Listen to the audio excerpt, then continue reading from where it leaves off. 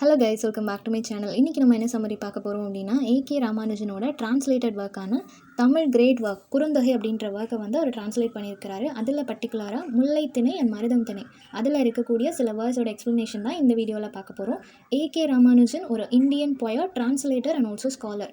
இந்த particular work வந்து இது ஒரு சங்கம் போயட்ரி இல்லையா? ஸோ மருதம் அப்படின்றது ஃபார்ம் லேண்ட் அண்ட் அக்ரிகல்ச்சர் லேண்ட்ஸ்கேப்பை ரெப்ரசென்ட் பண்ணுது. ஸோ ஹீரோயின் அவங்களுக்குள்ளே இருக்கக்கூடிய குவாரல்ஸ், ரெக்கன்சிலேஷன், இன்ஃபெடிலிட்டி, இந்த மாதிரியான விஷயங்கள் எல்லாத்தையும் ஹைலைட் பண்ணுற மாதிரி இருக்கும். முல்லை திணைன்னு எடுத்துக்கிட்டோம் அப்படின்னா ஃபாரஸ்ட், ஸோ காடு சார்ந்த இடங்கள், இதை வந்து ரெப்ரசென்ட் பண்ணுற மாதிரி இருக்கும். இதில் வந்து ஹீரோயினுக்கு இடையில இருக்கக்கூடிய பேஷன்ஸ், வெயிட்டிங், ஹோப், இந்த மாதிரியான விஷயங்களை ஹைலைட் பண்ணுற மாதிரி இருக்கும். இந்த போம் வந்துட்டு சங்கம் ஏஜ் அப்படின்னு சொல்லக்கூடிய 300 BCயிலேருந்து 300 CE அந்த பீரியட்குள்ளே எழுதியிருக்கிறாங்க. குறுந்தொகை அப்படின்றது 8 அந்தாலஜிஸ் ஆஃப் 8 தொகை, அதில் ஒன்று தான் இந்த குறுந்தொகை அப்படின்றது. இதில் டோட்டலாக 400 ஷார்ட் போம்ஸ் இருக்குது.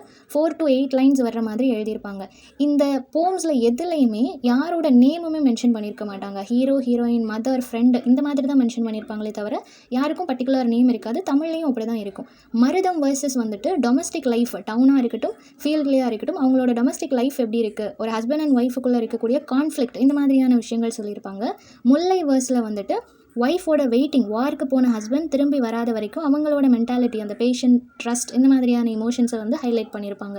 ராமானுஜன் டோட்டலாக 76 லவ் லிரிக்ஸ், குறுந்தொகையிலேருந்து 76 போம்ஸை வந்து டிரான்ஸ்லேட் பண்ணியிருக்கிறாரு. அதை வந்துட்டு த interior landscape love poems from the classical Tamil anthology அப்படின்னு சொல்லிட்டு 1967 பப்ளிஷ் பண்ணியிருக்கிறாரு. ஓகேவா? ஸோ அதில் இருந்து தான் நமக்கு சிலபஸில் ப்ரிஸ்கிரைப் பண்ணியிருக்கக்கூடிய வேர்ஸோட எக்ஸ்ப்ளனேஷன் இந்த வீடியோவில் பார்க்க போகிறோம். ஃபர்ஸ்ட் மருதம் திணையில் இருக்கக்கூடிய வேர்ஸோட எக்ஸ்ப்ளனேஷன் பார்க்கலாம்.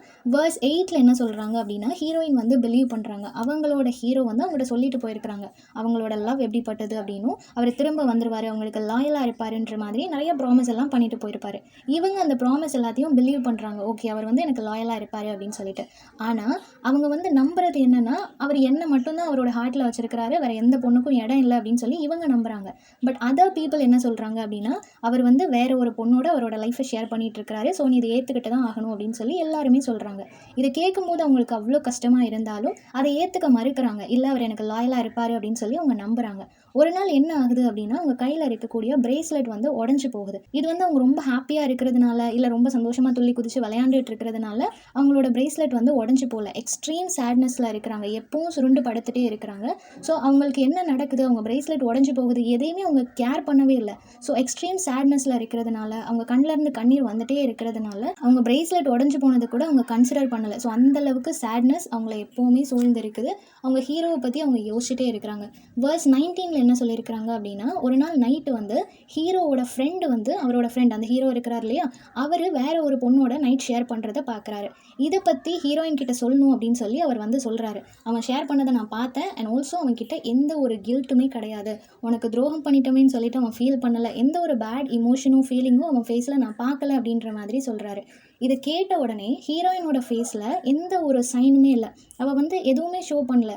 உடஞ்சி போன மாதிரியோ, அழுற மாதிரியோ, கோவமோ சோகமோ எதுவுமே கிடையாது. அவள் ஜஸ்ட் அப்படியே ஃப்ரீஸ் ஆகி போய் நிற்கிறா. அவளோட ஃபேஸ் பார்க்கும்போது, இப்போ ஒரு வாட்டர், ஒரு குளமோ குட்டையோ இருக்குதுன்னு வச்சுக்கோங்களேன், அங்கே தண்ணி தேங்கி இருக்கும் இல்லையா, அந்த தண்ணியில் வந்து நம்ம எதுவும் கல் போடாத வரைக்கும், காற்றடிக்காத வரைக்கும் ஸ்டில் அது அப்படியே ஃப்ரீஸ் ஆன மாதிரி இருக்கும். அதே மாதிரி தான் இவளோட ஃபேஸுமே இருக்குது, எந்த ஒரு மூமெண்ட்டுமே இல்லை. பட் அவளோட ஹார்ட்டுக்குள்ளே அவ்வளோ பெரிய போரே போயிட்டுருக்குது. அவ்வளோ வேகமாக காற்றடிக்கிற மாதிரி அவளோட ஹார்ட் பீட் வந்து ரைஸ் ஆகிட்டு இருக்குது. ஆனால் அவள் அமைதியாக இருக்கா, எதையுமே வெளியே காமிச்சிக்க மாட்டா. எக்ஸ்ட்ரீம் பெயின் அவளுக்குள்ளே இருக்குது. பட் அவளால் பேச முடியல, அதை வெளியே யார்கிட்டையும் ஷேர் பண்ண முடியல. அமைதியாக அது அவளுக்குள்ளேயே கோத்ரூ பண்ணிகிட்டு இருக்கிறா. வேர்ஸ் 33 என்ன சொல்கிறாங்க அப்படின்னா, அவளுக்கு ஒரு நாள் ஒரு நியூஸ் கேள்விப்படுறா. அந்த போரெல்லாம் முடிஞ்சு அவன் திரும்ப வரப்போகிறான் அப்படின்ற மாதிரி கேள்விப்படுறா. அதை கேட்ட உடனே இவ்வளோ நாள் அவளுக்கு இருந்த குழப்பம், சோகம் எல்லாமே மறைஞ்சு போயிட்டு அவளுக்குள்ள ஒரு சந்தோஷம் வருது. சரி, ஓகே, அவர் திரும்ப வரட்டும், நம்ம அவர்கிட்ட கேட்டுட்டு கன்ஃபார்ம் பண்ணிக்கலாம் அப்படின்ற மாதிரி ஒரு சந்தோஷத்தோட, ஒரு ஹோப்போட, சரி ஓகே நம்ம அவருக்காக வெயிட் பண்ணலாம் அப்படின்னு சொல்லி இவ்வளோ நாள் இருந்த அந்த டார்க்னஸ் எல்லாம் மறைஞ்சு போகிற மாதிரி ஒரு சின்ன ஃப்ளேம் அவளுக்குள்ள ஒரு ஹோப்பாக ரைஸ் ஆகுது. ஸோ வீட்டில் இருக்கக்கூடிய அந்த ஒரு லேம்ப் இருக்கும் இல்லையா, அது எல்லாத்தையுமே நீட்டாக அரேஞ்ச் பண்ணிவிட்டு வெளிச்சத்தை வர வச்சு வீட்டில் வெயிட் பண்ணிட்டு இருக்கிறா, அவர் வருவார் அப்படின்னு சொல்லிட்டு. ஆனால் அந்த லேம்ப் வந்து கொஞ்சம் கொஞ்சமாக அதில் இருக்கக்கூடிய ஆயில் கம்மியாகி அது கம்ப்ளீட்டாக ட்ரைன் ஆகிற வரைக்கும் அது எரிஞ்சு முடியுதே தவிர அவர் திரும்ப வந்த மாதிரி இல்லை. ஸோ ஆல்ரெடி அந்த ரூம் எப்படி டார்க்காக இருந்துச்சோ அதே மாதிரி அகெயின் அது டார்க் ஆகிடுச்சு. அந்த டார்க்கான ரூம்குள்ளே ஒரு ஃபயர் ஃப்ளைஸ் வருது. அந்த ஃபயர் ஃப்ளைஸை பார்க்கும்போது அது ஒரு ஃபால்ஸான சைன் மாதிரி தான் எல்லாருமே பார்ப்பாங்க. ஓகேவா? ஸோ அது வரும்போது இவளும் பார்க்குறா, அவள் ஆல்ரெடி லேம்பெல்லாம் ரெடி பண்ணி அவனுக்காக வெயிட் பண்ணிட்டு இருந்தா. பட் அந்த லேம்ப் மொத்தமாக எரிஞ்சு முடிகிற வரைக்கும் அவன் வரவே இல்லை. ஸோ அவன் வரமாட்டான் அப்படின்றது இவளுக்கு புரிஞ்சு போச்சு. அவளோட வெயிட்டிங் எல்லாம் அந்த சைலன்ஸ்லேயே முடியுது. வரமாட்டான்றது தெரிஞ்சும், அவளை வந்து பிட்ரே பண்ணிட்டான்றது தெரிஞ்சும், அவ்வளோ சேட்னஸ் அவள் சுமந்துட்டு இருந்தாலும் யாருக்கிட்டேயுமே அதை வந்து ஷேர் பண்ணாமல், யாருக்கிட்டேயுமே அதை வந்து எஸ்டாப்ளிஷ் பண்ணாமல் அவளோட லைஃப்பை வந்து அவர் ஸ்பெண்ட் பண்ணிகிட்டு இருக்கிறா. வர்ஸ் 157 என்ன சொல்கிறாங்க அப்படின்னா, அந்த ஹீரோவோட ஃப்ரெண்ட் இருக்கிறான் இல்லையா, அவனுக்கு வந்து தெரியுது அவன் சொன்ன எல்லா பொய்யுமே, அதாவது அந்த ஹீரோ பண்ண விஷயங்கள், ஹீரோவில் ஏமாத்தினது எல்லாமே ஹீரோயினுக்கு தெரியுது. பட் ஸ்டில் அவள் ஸ்மைல் பண்ணுறா. லைக் நத்திங் டுக் பிளேஸ், எதுவுமே நடக்காத மாதிரி, அவன் அவளை ஏமாத்தாத மாதிரி, இன்னும் அவள் வந்து நம்பிக்கையோட வெயிட் பண்ணிட்டு இருக்கிற மாதிரி அவள் சிரிக்கிறா. பட் ஆக்சுவலாக அவளுக்கு எல்லாமே தெரியுது. அவன் திரும்ப வரமாட்டான், ஏமாத்திட்டான், எல்லாமே தெரியுது. பட் அந்த பெயினை வந்து அவளுக்குள்ளேயே வச்சுக்கிறா, மறைச்சி வச்சுக்கிறா, அமைதியாக இருக்கிறா, காமாக இருந்துட்டு எல்லாருக்கும் ஒரு ட்ராமா பண்ணணும், என்னை ஏமாத்திட்டான், அவனை வந்து கர்ஸ் பண்ணணும், இந்த மாதிரி எந்த ஒரு சீனுமே அவள் கிரியேட் பண்ணலை. ஸ்டில் இதுதான் நம்மளோட ஃபேட் அப்படின்னு சொல்லிட்டு அவள் லவ் கொடுத்தா. பட் ரிட்டன் அவளுக்கு லவ் வரல அப்படின்றப்போ அது அவ்வளோ கஷ்டமாக இருக்குது. பட் அதை சொல்லி எந்த பிரயோஜனமும் இல்லைன்னு சொல்லி அமைதியாக இருக்கிறா. Like clear water in the field. இப்போது ஒரு பாண்ட் மாதிரி இருக்குன்னு வச்சுக்கோங்க. அந்த குளத்தில் வந்துட்டு தண்ணி வந்து நல்லா தெளிவாக இருக்கிற மாதிரி இருக்கும் இல்லையா, ரொம்ப கிளியராக இருக்கிற மாதிரி இருக்கும். பட் அதுக்குள்ளே பஃபலோஸ்லாம் போகுது, அது குளிக்கிறதுக்காக உள்ளே போகுது, தண்ணி குடிக்குது, வருது அப்படின்னா வெளியே வந்ததுக்கப்புறமும் அது க்ளீனாக இருக்கிற மாதிரியே இருக்கும். ஆனால் நம்ம உள்ளே இறங்கி பார்த்தா தான் தெரியும், உள்ளே வந்து ரொம்ப மட்டியாக இருக்கும், ரொம்ப அன்க்ளீனாக இருக்குது அப்படின்றது நமக்கு தெரியும். அதே மாதிரி தான் இவளும் அவுட் சைட் பார்க்கும்போது இவளோட ஃபேஸ் வந்து கிளியராக இருக்குது, ஸ்மைல் பண்ணுறா, எதுவுமே நடக்காத மாதிரி இருக்குது. பட் அவளோட சோல் அது கம்ப்ளீட்டாக ஷேக் ஆகிருக்கு. அவளால் கண்ட்ரோல் பண்ணிக்க முடியும், அவளால் எல்லா விஷயத்தையும் தாங்கிக்க முடியும்னு அவள் நம்புறதுனால அவள் ஸ்ட்ராங்காக இருக்கிறா. தென் வேர்ஸ் 196 கடைசி வேர்ஸில் என்ன சொல்கிறா அப்படின்னா, அவளுக்கு வந்து தெரிஞ்சு போச்சு அவன் வந்து வேற ஒருத்தரோட ரிலேஷன்ஷிப்பில் இருக்கிறான், அவங்களோட தான் டைம் ஸ்பெண்ட் பண்ணுறான், எல்லாமே அவளுக்கு தெரிஞ்சு போச்சு. அவள் அண்டர்ஸ்டாண்ட் பண்ணிக்கிறா, இன்னும் நம்பிட்டு இருக்காமல் இதுதான் ரியாலிட்டி அப்படின்றத அவள் அண்டர்ஸ்டாண்ட் பண்ணிக்கிறா. இன்னும் அவன் வரவே போகிறதில்ல அப்படின்றதையும் புரிஞ்சுக்கிறா. லெட் ஹிம் கோ, அவன் போட்டோம், அவன் திரும்ப வரவே வேண்டாம் அப்படின்னு சொல்கிறான். ஆனால் she beg him not to come back with scent of jasmine. So அவன் வந்து திரும்ப வரவே வேண்டாம். அப்படி திரும்ப வரும்போதும் சென்ட் ஆஃப் ஜாஸ்மின் ஃப்ளவர்ஸோட அந்த சென்ட்டோட அவன் வரவே வேண்டாம் அப்படின்றத கேட்டுக்கிறான். எதுக்காக அப்படின்னா, அந்த ஃப்ளவர்ஸ் தான் where she first fell in love. அந்த ஃப்ளவர்ஸை வச்சு தான் அவங்களோட லவ் ரிலேஷன்ஷிப் வந்து ஸ்டார்ட் ஆகியிருக்கும். ஸோ அகெயின் அவன் அந்த ஃப்ளவர்ஸ் எடுத்துகிட்டு வரும்போது அந்த மெமரிஸ் எல்லாத்தையுமே அவள் திரும்ப ரெக்கலெக்ட் பண்ணுற மாதிரி இருக்கும். அந்த மெமரிஸ் அவளுக்கு வேண்டாம் இல்லையா, ஆல்ரெடி சீட் பண்ணிட்டான், அந்த லவ் கம்ப்ளீட்டாக கொலாப்ஸ் ஆகிடுச்சு. அகெயின் எதுக்காக அந்த ஃப்ளவர்ஸ் எடுத்துகிட்டு வரணும்? அந்த ஸ்மெல் வந்து அகெயின் அவள் வந்து எக்ஸ்பீரியன்ஸ் பண்ணும்போது அவளுக்கு இருந்த கொஞ்சம் பீஸுமே அவகிட்ட இருந்து போயிடும். ஸோ ஆல்ரெடி அவன் போயிட்டான்றதே அவ்வளோ பெரிய விஷயமா ஹார்ட் பிரேக்காக அவள் ஃபீல் பண்ணிட்டு இருக்கிறான். அகெயின் அந்த மெமரிஸ் அவன் கொண்டு வரும்போது கம்ப்ளீட்டாக நான் உடஞ்சி போயிடுவேன். ஸோ அதனால் அவன் போட்டும் அவன் திரும்ப வரவே வேண்டாம் அப்படின்றத சொல்கிறான். And also don't promise to come back. நீ அகெயின் அந்த பழைய ஸ்டஃப்பெல்லாம் எடுத்துகிட்டு திரும்ப வருவேன் அப்படின்னும் எனக்கு ப்ராமிஸ் பண்ணாத. நீ வரலனாலும் எனக்கு பிரச்சனை இல்லை, என்கிட்ட இருக்கிற அந்த கொஞ்சம் பீஸோட அந்த ஒரு கரேஜோட நான் சர்வே பண்ணிக்கிறேன் அப்படின்றத சொல்கிறான். ஸோ ஹீரோயினை சீட் பண்ணதுக்கப்புறமா அந்த ஹீரோயினோட மென்டாலிட்டி எப்படி இருக்குது, எப்படி அதுலேருந்து ஓவர் கம் பண்ணி வராங்க, நெக்ஸ்ட் லைஃபுக்கு தனியாக அவங்க எப்படி ப்ரிப்பேர் ஆகிறாங்க, இந்த மாதிரியான விஷயங்கள் எல்லாமே சொல்லியிருப்பாங்க. இப்போது முல்லை திணையில் வேர்ஸ் 21 என்ன சொல்கிறாங்க அப்படின்னா, அந்த கேர்ளோட ஃப்ரெண்டு, அதாவது ஹீரோயின் இருக்கிறாங்க இல்லையா, அவங்களோட ஃப்ரெண்டு வந்துட்டு பேசுகிறாங்க. இவங்க எவ்வளோ பெயின் டாலரேட் பண்ணிட்டு இருக்கிறாங்க அப்படின்றத பற்றி சொல்கிறாங்க. யார்கிட்டையுமே அவங்க அதை ஷேர் பண்ணிக்க மாட்டாங்க. அவர் திரும்ப வரல அப்படின்னாலும் இவங்களும் அங்கேருந்து போயிடலான்ற மைண்ட் செட் அவங்களுக்கு இல்லை. அவரோட வீட்லேயே ஸ்டே பண்ணியிருக்கிறாங்க, அவர் வருவாருன்னு சொல்லி வெயிட் பண்ணுறாங்க. அந்த ஒரு மொமெண்ட் வந்து அவங்களுக்கு அவ்வளோ ஹார்ஷாக இருந்தாலும், அவங்களால டாலரேட் பண்ணிக்க முடியாத அளவுக்கு பெயின்ஃபுல்லாக இருந்தாலும், ஒரு ஆங்கரோ சேட்னஸோ எதுவுமே அவங்க ஷோ பண்ண மாட்டாங்க. எல்லோரும் பார்க்கும்போதும் அந்த ஒரு காம்னஸ் மட்டும்தான் அவங்கக்கிட்ட இருக்குது. எதுவுமே அவங்க ஷேர் பண்ண மாட்டாங்க, அப்செட்டாகவும் இருக்க மாட்டாங்க. ஸோ அவங்க வந்து ஏதோ ஒன்று அவங்களுக்குள்ளே இருக்குன்றதே அவங்க சைலன்ஸை வச்சு தான் நம்மளால் புரிஞ்சிக்க முடியுது. மற்றபடி அவங்க சோகமாக இருக்கிற மாதிரியோ யார்கிட்டையும் ஷேர் பண்ணுறதோ எதுவுமே கிடையாது. அவங்களோட அந்த சைலன்ஸ் மட்டும்தான் அவங்க ஹார்ட்குள்ளே எவ்வளோ பெயின் அவங்க ஹைட் பண்ணி வச்சுருக்காங்க அப்படின்றது தெரியுது. ஸோ அவங்க வந்து ரொம்ப மெதுவாக எதுவுமே நடக்காத மாதிரி கேஷுவலாக அந்த ஃபீல்ட் சைட்லலாம் போயிட்டு லோட்டஸை வந்து அந்த தண்டோடு சேர்த்து பறிச்சுட்டு வராங்க. ஸோ நார்மல் டேஸில் அவங்க எப்படி இருப்பாங்களோ அந்த மாதிரி பிஹேவ் பண்ணணும் அப்படின்னு சொல்லி ட்ரை பண்ணிகிட்ருக்காங்க. பட் ஆக்சுவலாக அவங்க கையில் இருக்கக்கூடிய பிரேஸ்லெட் வந்து கீழே விழுந்துருச்சு. ஸோ அது நார்மலாக நடந்த ஒரு விஷயம் கிடையாது. அவங்க ஆல்ரெடி இருந்த அந்த ஒரு வெயிட்டை விட நல்லா வெயிட் லாஸ் ஆகிட்டாங்க. ஏன்னா நம்ம ரொம்ப சோகத்தில் இருக்கும்போது நம்மளே அறியாமல் நம்ம உடல் வந்து மெலியும் இல்லையா. ஸோ அந்த மாதிரி மெலியும் போது அவங்களோட கையில் இருந்த அந்த ஒரு பிரேஸ்லெட் அது ஆல்ரெடி அவங்களோட சைஸ்க்கு ஏற்ற மாதிரி அவங்களே செஞ்சுருப்பாங்க. இப்போ அது லூஸ் ஆகி கீழே விழுந்துருச்சு. ஸோ அது கேர்லெஸ்னால நடந்த விஷயம் கிடையாது. எக்ஸ்ட்ரீம் சேட்னஸ்னால அவங்களோட பாடி வந்து லீன் ஆகிடுச்சு. ஸோ அது கீழே விழுந்துருச்சு. அது அவங்க நோட்டீஸ் பண்ணவே இல்லை. ஸோ அந்த அளவுக்கு அவங்க சேட்னஸில் இருக்கிறாங்க, யார்கிட்டையும் ஷேர் பண்ணலை அப்படின்றத சொல்லியிருக்கிறாங்க. தென் வேர்ஸ் 98 என்ன சொல்கிறாங்க அப்படின்னா, ஹீரோயினோட ஃப்ரெண்டு வந்து ஹீரோ கிட்ட பேசுகிறாங்க. அவங்கக்கிட்ட சொல்கிறாங்க, என்னோட ஃப்ரெண்டு வந்து என்றைக்குமே உன்னை பற்றி தப்பாவோ இல்லை நீ பண்ணுற விஷயங்களுக்காக கம்ப்ளைண்ட் பண்ணுறதோ அந்த மாதிரி எதுவுமே அவள் சொன்னதில்லை, எப்போவுமே உனக்காக அவள் லவ்வோட வெயிட் பண்ணிட்டு தான் இருக்கிறாளே தவிர என்றைக்குமே உன்னை கம்ப்ளைண்ட் பண்ணதில்லை, உன்னை பற்றி தப்பாகவும் யாருக்கிட்டேயுமே பேசினதில்லை. ஆனால் அவளோட கண்களை நம்ம பார்க்கும்போது அதில் தெரியும் அவள் எவ்வளோ ஓவர் திங்க் பண்ணுறா, உன்னை பற்றி எவ்வளோ யோசிக்கிறா, என்னெல்லாம் அவள் கோத்ரூ பண்ணிட்டு இருக்கிறான்றது அவள் கண்ணை பார்த்தாலே நம்மளால் புரிஞ்சிக்க முடியும். அவள் சொல்லணுன்றது இல்லை. இதை எப்போ அவங்க நோட்டீஸ் பண்ணுறாங்க அப்படின்னா, எப்போல்லாம் அவளோட பெட்ரூமில் அவள் இருக்கிறாளோ, எப்போல்லாம் அந்த பெட்டை அவள் பார்க்குறாளோ, அவங்க 2 பேரும் டைம் ஸ்பெண்ட் பண்ண அந்த பெட் இல்லையா, ஸோ அதை பார்க்கும்போதெல்லாம் இவளுக்கு வந்து அவனோட ஞாபகங்கள் வரும். ஸோ அதனாலேயே அந்த பெட்டை வந்து ரொம்ப நேரம் பார்க்குறதுக்கு அவள் யோசிப்பாள். ஸோ அதை பார்க்குற மாதிரியான சிச்சுவேஷன் வந்தால் அவள் உடனே டேர்ன் பண்ணிப்பாள். ஸோ அந்த அளவுக்கு எக்ஸ்ட்ரீம் சேட்னஸ், எங்கே பார்த்தாலுமே அவன் தெரிகிறான், அவனோட ஞாபகங்கள் அவளுக்கு இருக்குது. அது எல்லாமே உடனே அவளோட கண்களில் வந்து டியர்ஸாக மாறுது. ஸோ இந்த அளவுக்கு அவள் வந்து பெயின்ஃபுல்லான ஒரு சிச்சுவேஷனில் இருக்கிறா.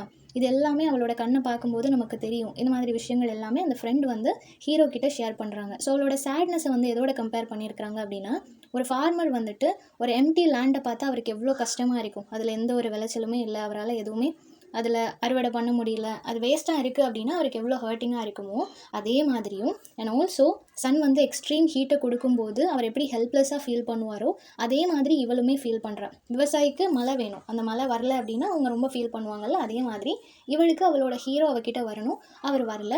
ஸோ அதனால இவளும் அந்த ஃபார்மர் எந்த அளவுக்கு ஃபீல் பண்ணுறாரோ, ஹெல்ப்லெஸ்ஸாக இருக்கிறாரோ அதே மாதிரி இவளுமே ஃபீல் பண்ணிகிட்டு இருக்கிறா. ஸோ அவள் எதுவுமே ஓப்பனாக சொல்லலை, நான் அந்த மாதிரி ஃபீல் பண்ணுறேன், இவ்வளோ இமோஷன்ஸ் கேரி பண்ணிகிட்டு இருக்கிறேன், எனக்கு அழுகையாக வருது, எதுவுமே அவள் சொல்லலை. ஆனால் அவளோட ஹார்ட்டும் அவனை மறக்க முடியல. ஓகேவா, அவனை மறந்தால் அவளுக்கு இந்த இமோஷன்ஸ் எல்லாம் இருக்காது, அவள் கொஞ்சம் ஃப்ரீயாக ரிலாக்ஸ்டாக இருக்க முடியும். ஆனால் அவளால் அவனை மறக்கவும் முடியல, அதை யார்கிட்டையும் ஷேர் பண்ணவும் முடியல. ஸோ இந்த மாதிரியான ஒரு சிச்சுவேஷனில் இருக்கிறா. வேர்ஸ் 167 என்ன சொல்கிறாங்க அப்படின்னா, ஃப்ரெண்ட் வந்து ஹீரோயின் கிட்ட சொல்கிறா, உன்னோட மேன் வந்து full of sweet lies and also fake love. அவன் வந்து பொய் மட்டும்தான் சொல்கிறான், ரொம்ப ஹனி கோட்டடான வேர்ட்ஸ் எல்லாம் யூஸ் பண்ணி உன்கிட்ட நிறைய பொய் சொல்கிறான். அண்ட் ஆல்சோ உன்னோட அந்த லாயலான அவ்வளோ எக்ஸ்ட்ரீம் லவ்க்கு அவன் டிசர்விங் கிடையாது, அவன் உன்னை ஏமாற்றிட்டு இருக்கிறான், அவன்கிட்ட இருக்கிறது ஃபேக் லவ். இந்த மாதிரியான விஷயங்கள் எல்லாம் அவள் கன்வே பண்ணணும்னு சொல்லி நினைக்கிறான். அவன் உன்கிட்ட சொன்னான் ஹீ லவ்ஸ் யூ அப்படின்னு சொல்லிட்டு. ஆனால் இப்போ வரைக்கும் அவன் வேற எங்கேயோ இருக்கிறான், உன்னை பற்றி நினைக்கவே இல்லை. அப்படியே நினச்சாலும் அதில் ஒரு லவ் இல்லை. ஸோ எந்த ஒரு இமோஷனும் எந்த ஒரு கனெக்ஷனும் இல்லாமல் தான் அவன் இருக்கிறான். ஆனால் உன்னை பார்க்கும்போது அவ்வளோ ஹனி கோட்டடான வேர்ட்ஸ் எல்லாம் அவன் பேசுகிறான். ஸோ இதை வந்து நீ புரிஞ்சுக்கணும் அப்படின்றத வந்து அவள் சொல்ல நினைக்கிறான். அவனோட வேர்ட்ஸ் எல்லாமே ரொம்ப ஸ்வீட்டாக இருக்குது, நீ இவ்வளோ ஸ்வீட்டாக பேசுகிறானே அப்படின்னு சொல்லி நினைக்கிறேன். ஆனால் அது எல்லாமே எம்டி, நாட் ட்ரூ. அதில் வந்து ஒரு உண்மை கிடையாது, மீனிங் கிடையாது. ஜஸ்ட் சொல்லணுமே, உன்னை ஹாப்பியாக வச்சுக்கணும், அந்த மொமெண்ட் நீ அவனை பிலீவ் பண்ணணுன்றதுக்காக மட்டும்தான் இருக்கே தவிர அதில் ஒரு மீனிங் இல்லை, வேல்யூ இல்லை அப்படின்றத சொல்கிறான். அண்ட் ஆல்சோ அந்த கேர்ளுக்கு, ஹீரோயின் இருக்கிறாங்க இல்லையா, அவங்களுக்கு எல்லாமே தெரியும், இருந்தாலும் சம்வேர் அவங்களால அதை அக்செப்ட் பண்ணிக்க முடியல. ஏன்னா அவங்க வந்து அவரை அவ்வளோ லவ் பண்ணுறாங்க, அவர் ஏமாத்துறாருன்றது தெரிஞ்சும் இவங்களோட லவ் வந்து ரொம்ப லாயலாக ட்ரூத்ஃபுல்லாக இருக்கிறதுனால ஏதோ ஒரு பாயிண்டில் அவர் வந்து மனசு மாதிரி வரமாட்டாரா, அவர் என்ன நினைக்க மாட்டாரா, இதெல்லாம் பொய்ன்னு அவரை வந்து ப்ரூவ் பண்ண மாட்டாரா, அந்த மாதிரி ஒரு தாட் அவங்களுக்குள்ளே இருக்குது. ஸோ அவங்களால அவங்க ஃப்ரெண்டை ஃபேஸ் பண்ண முடியல, அவங்கக்கிட்ட ஆர்கியூ பண்ண முடியல, ஜஸ்ட் அப்படியே தலை குனிஞ்சிடுறாங்க. கொஞ்சோண்டு ஹோப் மட்டும்தான் அவங்கக்கிட்ட இருக்குது, அதை வச்சுட்டு அவர் வருவார் அப்படின்னு சொல்லி வெயிட் பண்ணுறாங்க.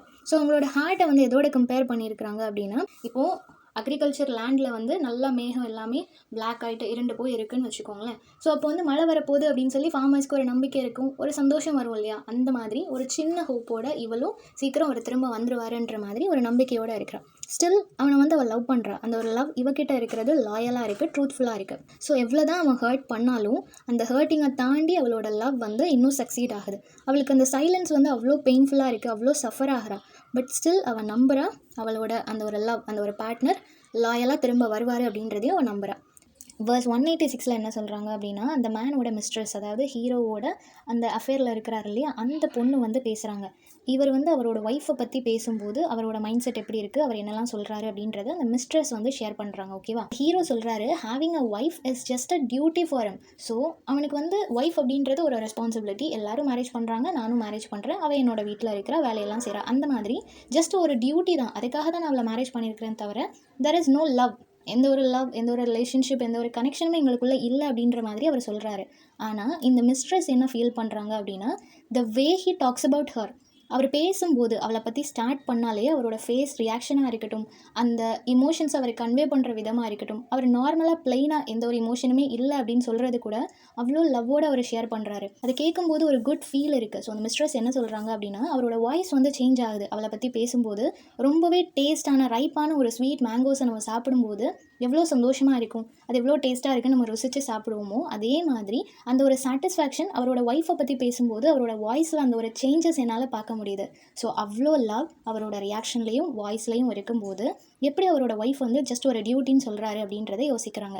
ஸோ அவங்களுக்கு தெரியுது அவங்களோட ஒய்ஃபுக்கு ஒரு ஸ்பெஷல் பிளேஸ் அவரோட ஹார்ட்டில் இருக்குது அப்படின்றது அவங்களுக்கு தெரியுது. எப்படி மழை வரும்போது அந்த ஃபீல்ட்ஸ் எல்லாம் கம்ப்ளீட்டாக நனைஞ்சு அது ரொம்ப வெட்டாகி இருக்கும், பார்க்குறதுக்கும் அழகாக இருக்கும், அது நல்லா செழிப்பாக வளருமோ அதே மாதிரி தான் இவரும் அவங்க ஒய்ஃபும் இருக்கிறாங்க. 2 பேரும் எப்போ மீட் பண்ணாலுமே அவ்வளோ சந்தோஷம் இருக்கும்.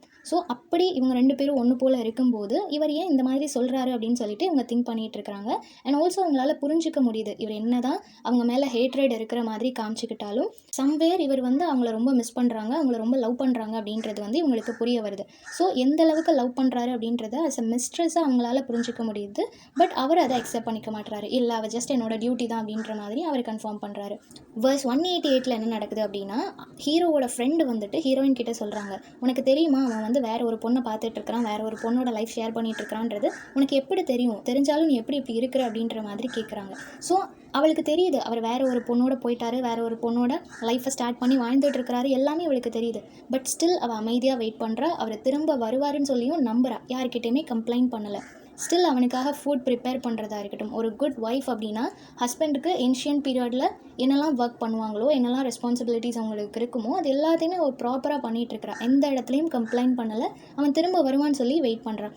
அவள் வந்து கம்ப்ளீட்டாக பிரேக் ஆகியிருக்கா. அவன் உடச்சிட்டான் அப்படின்றது அவளுக்கு தெரியுது.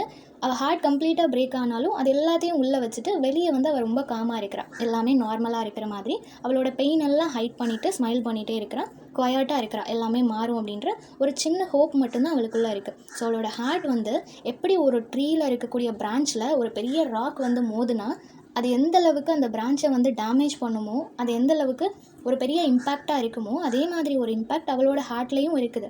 பட் அது ஒரு ஃப்ளார்ஸ் இருக்கக்கூடிய ட்ரீ அப்படின்னா அதில் எந்த ஒரு நாய்ஸுமே நமக்கு கேட்காது இல்லையா. ஒரு பெரிய மரம் அப்படின்னா அதில் ஒரு ராக் மோதும்போது அது ஒரு பெரிய சத்தத்தை ஏற்படுத்தும். ஆனால் தனியாக ஃப்ளார்ஸ் மட்டுமே இருக்கக்கூடிய ஒரு செடியிலையோ இல்லை ஒரு மரத்துலையோ ஒரு கல் மோதும்போது அது பெரிய சத்தத்தை ஏற்படுத்தாது. ஆனால் அதில் டேமேஜ் பயங்கரமாக இருக்கும். அந்த மாதிரி தான் இவளும் ரொம்பவே ஹர்ட் ஆகிருக்கா. ஆனால் அதை யாருக்கும் வெளியே சொல்லாமல் ரொம்ப ஷவுட் பண்ணி ட்ராமா பண்ணாமல் அமைதியாகவே அதை கடந்து போயிட்டுருக்கிறா. ஸோ அவளோட சேட்னஸை வந்து கிரேஸோடு அவள் கடந்து போகிறா. யார்கிட்டையும் கம்ப்ளைண்ட் பண்ணாமல் கோவப்படாமல் அமைதியாகவே இருக்கிறா. ஸோ இதுதான் இந்த குறுந்தொகையில் பர்டிகுலர்லி முல்லை திணை அண்ட் மருதம் திணையில் அந்த லேடிஸ் வந்து அவங்க இமோஷன்ஸை வந்து எந்த அளவுக்கு மறைச்சி வச்சுருக்கிறாங்க அப்படின்றத ரொம்பவே பியூட்டிஃபுல்லாக கன்வே பண்ணியிருப்பாங்க. ஸோ இந்த சம்மரி எல்லாருக்கும் புரிஞ்சிருக்கும்னு நினைக்கிறேன். நெக்ஸ்ட் என்ன டாப்பிக்கில் வீடியோ போடலான்னு சொல்லி கமெண்ட் பண்ணுங்கள். தேங்க்யூ ஃபார் வாட்சிங்.